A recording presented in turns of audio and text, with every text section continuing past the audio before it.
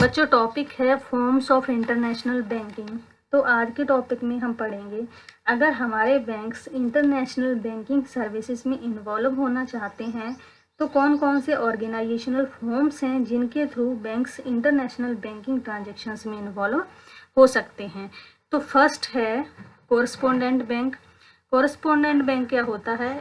A correspondent bank is a bank located elsewhere. Correspondent bank एक ऐसा bank है जो कहीं भी मतलब लोकेटेड हो सकता है। That provides a service on behalf of another bank, जो क्या करता है किसी अनदर बैंक के बिहाफ पर जो है सर्विसेज प्रोवाइड करता है बिसाइड्स इट्स नॉर्मल बिजनेस, इसके नॉर्मल बिजनेस के अलावा। It acts as an intermediary और एजेंट। जो कोरस्पोंडेंट बैंक है वो एज एन इंटरमीडियरी या फिर एजेंट के रूप में फंक्शंस को परफॉर्म करता है। Facilitating by transfer, conducting business transactions, accepting deposits, gathering documents on behalf of another bank. तो जो कोरस्पोंडेंट बैंक है वो सेम वही सारे जो फंक्शंस हैं वो परफॉर्म करता है जो अदर बैंक्स जो है परफॉर्म करती हैं, like accepting deposits, gathering documents on behalf of another bank. The correspondent banking system enables a bank's foreign client to conduct business worldwide through his local bank. जो correspondent जो banking system है वो bank के foreign client की help करता है world level पर business को कंडक्ट करने में थ्रू हिज लोकल बैंक। जैसे इसे हम एग्जांपल से समझते हैं, वे जो कोरस्पोंडेंट बैंक है वो इंटरमीडियरी या फिर एजेंट की तरह काम करता है। तो हम 2 कंट्रीज ले लेते हैं, इंडिया एंड यूएस। तो हमने इंडिया की जो है बैंक ले ली एसबीआई और दूसरी जो बैंक ले लेते हैं हम यूएस की बैंक जो है सिटी बैंक।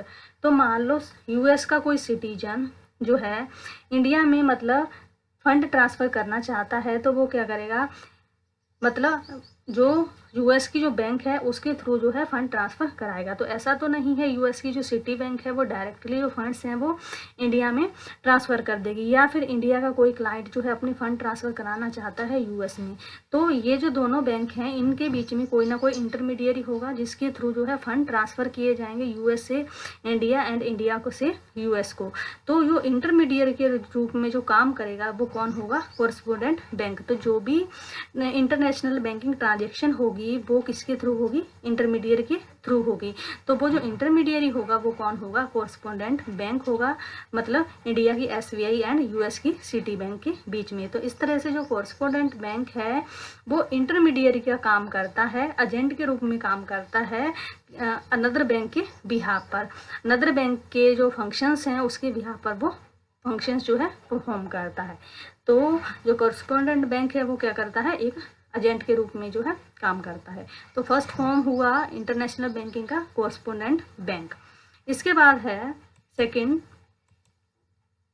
Representative offices. ये क्या कहता है?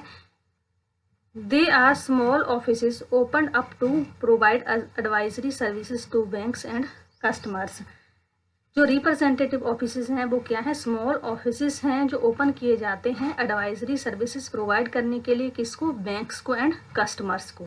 तो जो रिप्रेजेंटेटिव ऑफिस हैं वो टाइम टू टाइम जो एडवाइजरी सर्विसेज हैं वो जो मतलब पेरेंट बैंक के जो क्लाइंट्स हैं उनको टाइम टू टाइम प्रोवाइड करते हैं। इसके अलावा जो कोरस्पोंडेंट के जो बैंकिंग फंक्शंस हैं उनको जल्द से जल्द परफॉर्म करने में हेल्प करते हैं।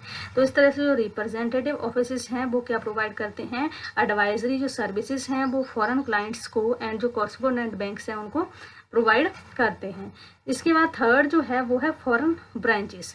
ये क्या कहता है? Foreign branches which may provide full services may be established.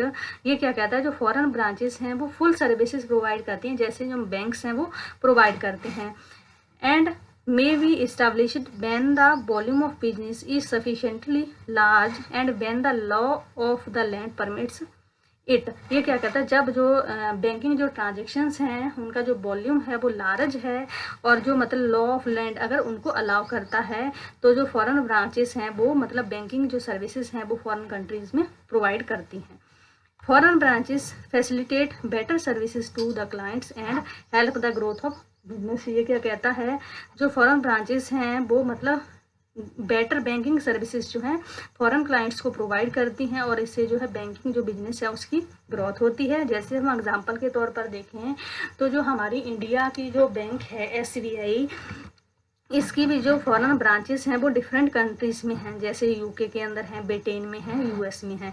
तो जो इंडिया की जो SBI है वो भी इंटरनेशनल लेवल पर अपनी जो बैंकिंग सर्विसेज हैं वो फॉरेन क्लाइंट्स को प्रोवाइड करती है, मतलब थ्रू इट्स ब्रांचेस।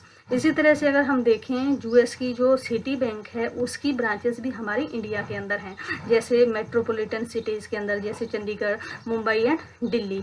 तो इस तरह से जब बैंक्स के द्वारा जो है मोर देन वन कंट्रीज जो है बैंकिंग सर्विसेज प्रोवाइड की जाती हैं तो वो सारी इंटरनेशनल बैंकिंग सर्विसेज आती हैं।